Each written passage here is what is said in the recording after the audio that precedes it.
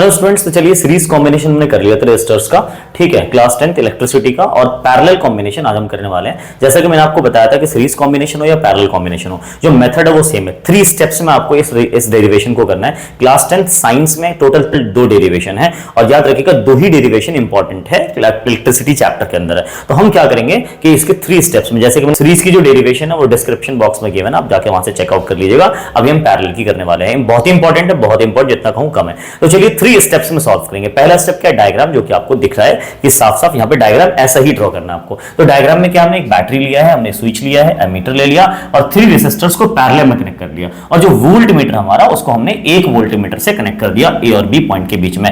R1 R2 R3 3 resistor से current I flow कर रहा है इसके अंदर, और जो पोटेंशियल डिफरेंस है वो तीनों के लिए सेम है। आपको पता है जो पैरेलल कॉम्बिनेशंस होते हैं उसमें पोटेंशियल डिफरेंस की वैल्यू क्या होती है, सेम होती है। तो चलिए हम स्टार्ट करते हैं। पहला जो स्टेप है वो हो चुका है, यानी diagram is the first step and the second step is the explanation of diagram. यानी इसी डायग्राम को हम एक्सप्लेन कर देंगे तो हमारा सेकंड स्टेप हो जाएगा। इस डायग्राम को क्या एक्सप्लेन करेंगे भाई, तो हमने आपने जो किया है ना इसके अंदर, जो आपने लगाया बस उसी के बारे में लिख दो इंग्लिश में, बहुत ही मुश्किल तो है नहीं। क्या क्या लिखेंगे sir, we have a circuit diagram in which 3 resistors R1 R2 and R3 are connected in parallel. We have connected an ammeter, a voltmeter, ठीक है। The potential difference is same in the circuit but the current is different in the circuit. ये बात रहा, तीनों resistor के अंदर क्या है, करंट डिफरेंट है, ये बता दो। और उसके बाद आपको मैंने बताया था कि डेरिवेशन की, ये लिखने के बाद आप चाहो तो उसको लिख सकते हो कॉपी में वीडियो रोक करके।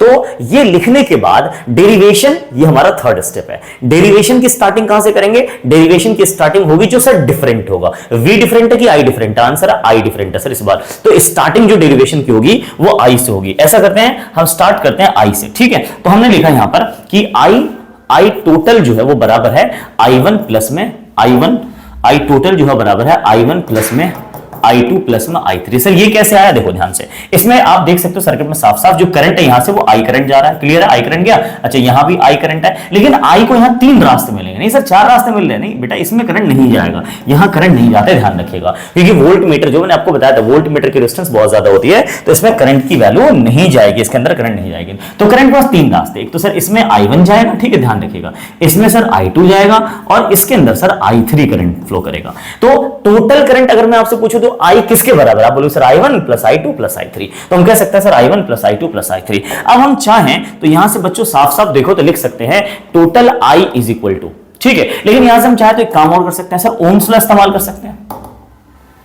यहां से हम चाहे तो ओम्स लॉ इस्तेमाल कर सकते हो, तो यहां पे लिखेंगे using Ohm's law, using Ohm's law. क्या जानते हैं हम, I जो होता है वो total V upon total R के बराबर होता है। तो यहां से total I total V upon total R बराबर I1 है, तो V upon R1 plus V upon R2 plus V upon R3, clear हो गया। अच्छा V total upon R total को R इक्विवेलेंट भी लिखते हैं, is equal to V common ले लेते हैं, 1/R1 plus 1/R2 plus 1/R3, ठीक है। V से V क्या हो गया बच्चों, कैंसिल हो गया, V से V कैंसिल हो गया, तो क्या बचा, 1/R equivalent is equal to 1/R1 plus 1/R2 plus 1/R3। ये हमारा फॉर्मूला बन गया बच्चों, ध्यान रखिएगा। ये क्या हमारा, तो ये बच्चों हमारा फॉर्मूला हो गया 1/R equal 1/R1 plus 1/R2 plus 1/R3। कई बार क्या होता है, for n number of resistor लिखा होता है, फॉर n नंबर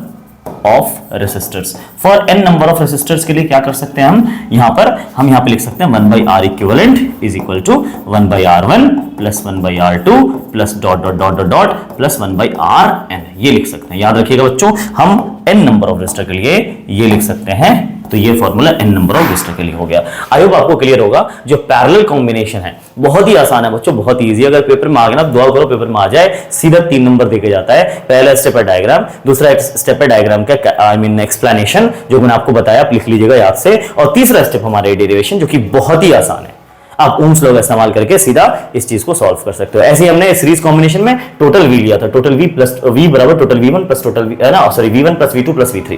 तो हमने इस तरह से सीरीज कॉम्बिनेशन में सॉल्व किया था। मिलते हैं नेक्स्ट वीडियो में, थैंक यू सो मच।